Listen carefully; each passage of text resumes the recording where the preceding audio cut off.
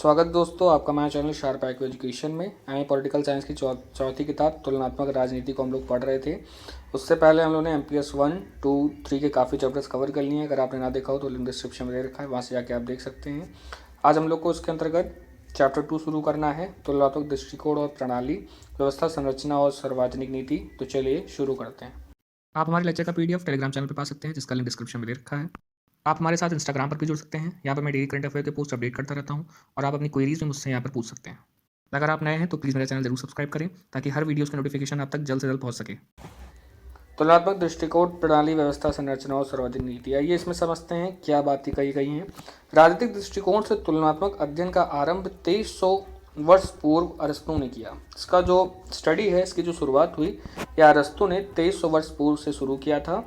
बाद में कई विद्वानों ने इसमें अपना सहयोग दिया। अब आइए समझते हैं कि ऐसी कई घटना घटी जिसने तुलनात्मक अध्ययन को और भी ज़्यादा व्यापक बना दिया। आइए समझते हैं कि कौन कौन सी ऐसी घटना घटी जो ये और अधिक व्यापक हो गया। पहले यह केवल उन्नतिशील राष्ट्रों तक ही सीमित था।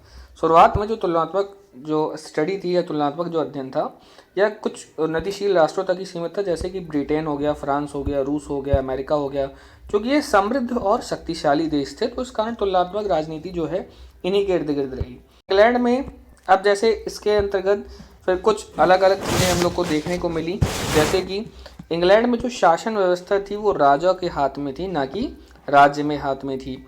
और वहीं फ्रांस में देखें तो फ्रांस में जो शासन व्यवस्था था वो राष्ट्रपति के हाथ में भी नहीं था और राज्य के हाथ में भी नहीं था। एक्चुअल में वहाँ पे शासन व्यवस्था वहाँ के प्रधानमंत्री यानी कि मंत्रिमंडल के हाथों में था। इस कारण कई सारे परिवर्तन देखने को मिला। अब इसलिए व्यवहार में परिवर्तन पाया गया और व्यवहारों में कई सारा परिवर्तन देखने को मिला। फिर सेकेंड वर्ल्ड वॉर के बाद साम्राज्यवादी समाप्त हो गया और एशिया, अफ्रीका और अमेरिका में नए राज्य बने, जहां एक दल और उसके नेता का शासन चलता था। जैसे कि भारत में कांग्रेस का शासन चलता था, जिसके नेता नेहरू थे। मिस्र में नासिर का शासन चलता था। चीन में माओ और चाउ का शासन चलता था। फिर सांप्रदायिक जाति भाषा ने भी विवाद तथा युद्ध का रूप ले लिया और इसी के साथ चलते चलते जो सांप्रदायिकता और जाति और भाषा थी, इसने भी विवाद और युद्ध का रूप ले लिया। इससे पाकिस्तान था, इसमें पूर्वी और पश्चिमी पाकिस्तान के बीच में युद्ध हो गया था, जो यानी पश्चिमी पाकिस्तान यानी कि बांग्लादेश हम कहते हैं इसको, और पूर्वी पाकिस्तान जो अभी इस वक्त पाकिस्तान है। तो ये दोनों एक ही जाति के थे, परंतु सांप्रदायिकता के कारण यह दोनों के बीच में आपस में लड़ाई हो गई। फिर बर्मा में कबीलों के बीच में विवाद हुआ और लंका में तमिल और संघालियों के बीच में युद्ध हुआ। यहाँ संघौली लिखा है, इसको आप देख लीजिएगा। संघालियों के बीच में विवाद और युद्ध उत्पन्न हुआ। तो ऐसे कई सारी घटनाएं घटी ऐसी कई सारी घटनाएं घटी जिसने तुलनात्मक राजनीति का अध्ययन का जो क्षेत्र है वो और भी ज़्यादा व्यापक कर दिया। यानी कि केवल हम कानूनी मानदंडों को ही पढ़कर हम तुलनात्मक अध्ययन नहीं कर सकते, हमको उनके राजनीतिक व्यवहारों का भी अध्ययन करना बहुत ज़रूरी है कि उस राष्ट्र में चल क्या रहा है, क्या क्या चीज़ें हैं। तो राजनीति के विद्वानों को इस धारणा को बदलना पड़ा कि केवल कानून के आधार पर ही तुलनात्मक अध्ययन नहीं किया जा सकता है। अतः प्रशासनिक, संवैधानिक, सामाजिक, आर्थिक और भाषा का पूर्ण अध्ययन करना पड़ेगा हमको तुलनात्मक राजनीति में। यानी कि तुलनात्मक राजनीति का कार्यक्षेत्र और भी ज़्यादा व्यापक हो गया। अब किसी देश में उसकी प्रशासनिक व्यवस्था, उसकी संवैधानिक व्यवस्था, सामाजिक व्यवस्था, आर्थिक व्यवस्था और भाषा का पूर्ण अध्ययन हम तुलनात्मक राजनीति में करते हैं। आइए समझते हैं इसमें डेविड और आलमंड की क्या महत्वपूर्ण भूमिका है, इन्होंने अपनी क्या थ्योरी दी। डेविड ईस्टन के जो सिद्धांत है, आइए इसको समझते हैं। डेविड ईस्टन ने अपना ध्यान कानून संस्थानों की उपेक्षा करते हुए राजनीतिक व्यवस्था का विश्लेषण करने पर केंद्रित किया।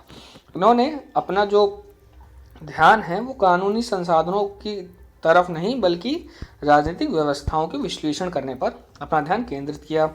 अब राजनीतिक व्यवस्था उपागम है क्या? ये दो रूप होते हैं। पहला होता है निवेश निर्गत विश्लेषण और दूसरा है संरचनात्मक क्रियात्मक विश्लेषण। अब यह दो सिद्धांत दिए, आइए बारी बारी इसको समझते हैं। पहला है निवेश निर्गत विश्लेषण।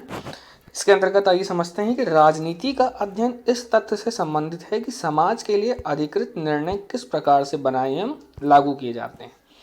निवेश निर्गत का जो अध्ययन है, यानी इसमें जो राजनीति का जो अध्ययन है, ये इस तथ्य से संबंधित है कि समाज के लिए अधिकृत जो निर्णय हैं वो किस प्रकार से बनाए जाते हैं और किस प्रकार से लागू किए जाते हैं। यानी कि किसी राष्ट्र में किस प्रकार से वहाँ पे निर्णय बनाए जाते हैं और किस तरह से लागू किए जाते हैं, किन परिप्रेक्ष्य के द्वारा, क्या अवधारणाएं हैं इनके पीछे, क्या सोच है किसी की इसको लागू करना, ये सब पूरा का पूरा इसके अंतर्गत आता है। हम राजनीतिक दल, हित समूह, सरकार एवं मतदान संस्थाओं की कार्यविधि की जांच कर सकते हैं। किसमें? तुलनात्मक अध्ययन में।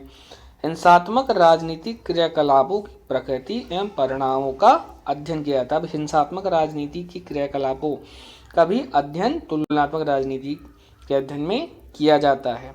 इसकी प्रकृति और इसके परिणामों का अध्ययन किया जाता है। निवेश का मतलब क्या होता है? निवेश का मतलब होता है मांग, यानी कि समर्थन। अब किसी गुट है, कोई जाति, कोई वर्ग है, उसकी क्या मांग है, ये इसके अंतर्गत यह अवधारणा निवेश के अंतर्गत आती है। अब मांग किस चीज़ की हो सकती है? सुरक्षा की मांग हो सकती है, नौकरी चाकरी की मांग हो सकती है, संघ की मांग हो सकती है और भाषण और अभिव्यक्ति की मांग हो सकती है। निर्गत मतलब होता है सरकार द्वारा निर्णय लिया जाना। निर्गत का मतलब होता है सरकार द्वारा निर्णय लिया जाना, यानी सरकार जो निर्णय लेती है या किसके अंतर्गत? निर्गत के अंतर्गत आता है। तभी इनको सेवाएं और सुविधाएं मिल पाती हैं, यानी कि जो मांग करते हैं जो लोग, तभी उनको सेवाएं और सुरक्षाएं मिल पाती हैं, यही तभी मांग पूरी हो पाती है। किसकी अवधारणा के अंतर्गत? निर्गत अवधारणा के अंतर्गत। फिर आता है पुनः निवेश। पुनः निवेश में यानी कि प्राप्त सुविधाएं जो मिली हैं उसका फीडबैक देना, यह पुनः निवेश के अंतर्गत आता है। यह सकारात्मक और नकारात्मक दोनों हो सकता है और यह सरकार पर प्रभाव भी डालता है। क्या डालता है? सरकार पर प्रभाव डालता है, यानी अपने कार्य जो सरकार कर रही है यह गहनता से चिंतन कर दिए कि मैं कार्य सही कर रही हूँ कि नहीं, इस तरह के सरकार पर दबाव भी या प्रभाव भी डालता है।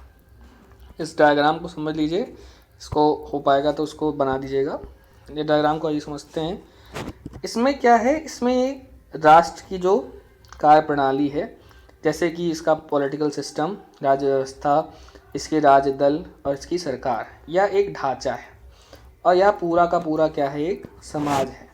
अब इसके हम इनपुट यानी कि मांग का जब हम इनपुट करेंगे तभी सरकार क्या करेगी? निर्णय देगी, यानी आउटपुट निकलेगा। अगर हम फिर हम सपोर्ट करेंगे, निवेश का समर्थन करेंगे, यानी जो लिया गया है निर्णय, और फिर वो आगे चल के क्या हो जाएगी? पॉलिसी बन जाएगी। वो क्या हो जाएगा? आउटकम के रूप में बाहर निकलेगी पॉलिसी। तो इनपुट डालोगे तभी आउटपुट निकलेगा। इसका समझने आइए इसको ऐसा समझ सकते हैं कि बिना इनपुट के व्यवस्था कार्य नहीं करती है, यानी बिना हम जब तक कोई इनपुट नहीं डालते हैं तब तक जो व्यवस्था होती है वो कार्य नहीं करती है। तो आई थिंक आपको समझ में आ गया होगा। और फिर ये फीडबैक लिखा हुआ है। संरचनात्मक कार्यात्मक विश्लेषण, ये जो हम उसके अंतर्गत दूसरा जो पॉइंट था संरचनात्मक क्रियात्मक विश्लेषण, आइए इसको समझते हैं। राज्य व्यवस्थाओं, संगठनों और कार्यों की इसमें व्याख्या की जाती है। जो राज्य की जो व्यवस्थाएं हैं और जो संगठन है, इनका जो कार्य है, इस कार्यों की व्याख्या संरचनात्मक क्रियात्मक विश्लेषण के अंतर्गत की जाती है। राज्य की व्यवस्था, संगठन, कार्यों की व्याख्या करने में, संतुलन बनाए रखने से जो परिणाम दिखाई देता है उन्हीं नियमों के रूप में प्रस्तुत किया जाता है। यानी कहने का मतलब वही है। आइए इसको समझते हैं और ध्यान से कि राजनीतिक व्यवस्थाओं, संगठनों का कार्यों की व्याख्या करने से, संतुलन बनाए रखने से जो परिणाम दिखाई देता है उन्हें ही नियमों के रूप में प्रस्तुत किया जाता है संरचनात्मक क्रियात्मक विश्लेषण के अंतर्गत। समझ में आ गया होगा आई होप आपको कि जो संगठन द्वारा कार्य किए जाते हैं इन्हीं की व्याख्या संरचनात्मक क्रियात्मक विश्लेषण के अंतर्गत आती है। आलमंड का संरचनात्मक क्रियात्मक विश्लेषण को समझते हैं कि ये इनका क्या कहना था, ये बहुत इंपॉर्टेंट है, ये आता है। इन्होंने जो ईस्टर्न के द्वारा जो मॉडल दिया गया था, यानी कि जो दो अवधारणाएं दी गई थी, इनको स्वीकार किया है और उसमें से कुछ और बातें अपनी जोड़ी हैं। जैसे कि किसी संरचनात्मक संगठन के क्या कार्य हैं और वे उन्हें कैसे संपन्न करते हैं, इसको बात जोड़ा है कि इन्होंने क्या विश्लेषण दिया है, आइए समझते हैं। पहला है राजनीतिक व्यवस्थाओं की राजनीतिक संरचना पर ध्यान देना चाहिए, यानी कि इस अवधारणा के अंतर्गत इन्होंने अपनी और बातें जोड़ी हैं। और बातें में पहला है कि राजनीतिक व्यवस्थाओं में कि जो राजनीति की जो संरचना है इसको समझना चाहिए और इस पर ध्यान देना चाहिए। जैसे कि कई कबीलों के हाथ में जहां विधायी, कार्यकारी और न्यायिक शक्तियां एक ही कबीले के सरदार के हाथ में ही होती है, तो वह उसका उचित और अनुचित प्रयोग करता है। तो इस चीज़ की अवधारणा, इस चीज़ का अध्ययन तुलनात्मक राजनीति के अंतर्गत होनी चाहिए। दूसरी बात इन्होंने कही, राजनीतिक संरचना जो विभिन्न कार्य, लोगों की चेतना इससे जुड़ी हुई है, यानी कि जो राजनीति की जो संरचना है इसके बारे में भी गहनता से अध्ययन करना चाहिए। और जो विभिन्न कार्य होते हैं किसी राष्ट्र के अंतर्गत, उसके राजनीतिक संरचना के अंतर्गत, इसको भी ध्यान से समझना चाहिए और लोगों की चेतना के बारे में भी समझना चाहिए। फिर आता है तीसरा इसमें इन्होंने 2 अवधारणाएं दी हैं, इसको आप याद कर लीजिएगा। पहला है, इसमें इन्होंने 4 बातें निवेश कार्य के लिए कही हैं और 3 निर्गत कार्यों के बारे में उन्होंने उल्लेख किया है कि निवेश कार्य में जैसे कि राजनीतिक भर्ती, दिलचस्पी व्यक्त करना, दिलचस्पी समग्र और राजनीतिक संप्रेषण, इसके बारे में उन्होंने बोला है। और 3 निर्गत कार्यों में बोला उन्होंने नियम निर्माण, नियम प्रयोग और नियम निर्णय।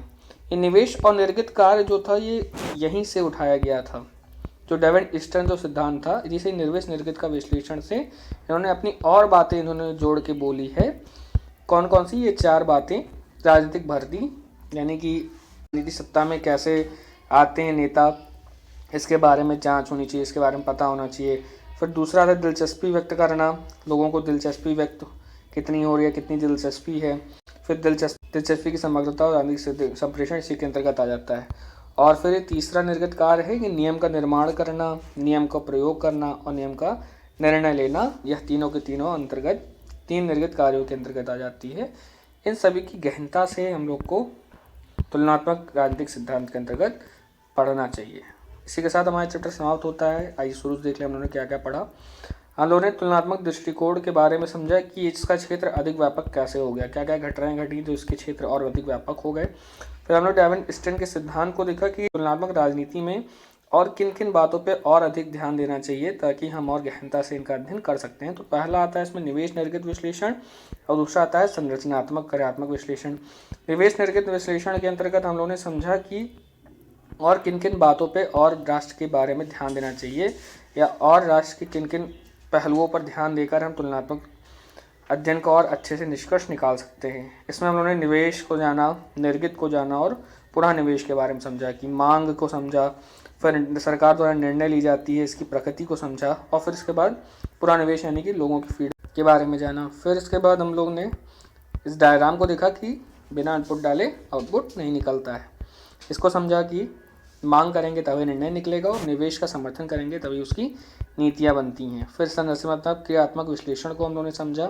आल्मंड द्वारा संरचनात्मक क्रियात्मक विश्लेषण में किन किन बातों को और जोड़ी गई है इसको समझा। धन्यवाद। अगर आपको मेरा लेक्चर पसंद आता है तो इस चैनल को सब्सक्राइब करें, लाइक करें और अपने दोस्तों के साथ शेयर करें। Thanks for watching.